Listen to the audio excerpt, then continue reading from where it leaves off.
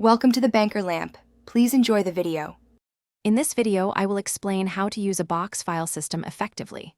First, establish a clear and consistent naming convention for all your documents, making them easy to identify at a glance. Next, create a logical, hierarchical folder structure that mirrors your workflow, avoiding overly complex nesting. Finally, regularly review and purge unnecessary or outdated files to maintain a clean and efficient system. For digital files, leverage cloud storage services for secure access and robust backups, protecting against data loss. It's crucial to implement version control, especially in collaborative environments, ensuring everyone accesses the latest document iteration.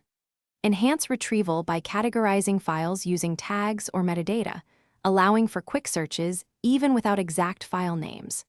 This approach centralizes your data and boosts productivity. When managing physical documents, clearly label all boxes and folders with their contents and relevant dates for easy identification. For important or archival papers, use acid-free folders and storage materials to prevent deterioration over time.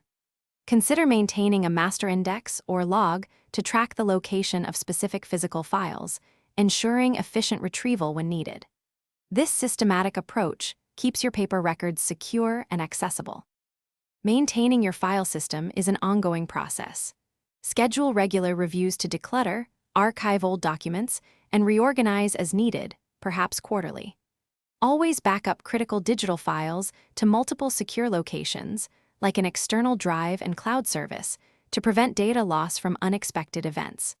For more great tips and deals, including a link to those amazing darn tough socks with a lifetime warranty, check the description below this video. Keep your files safe and your feet happy.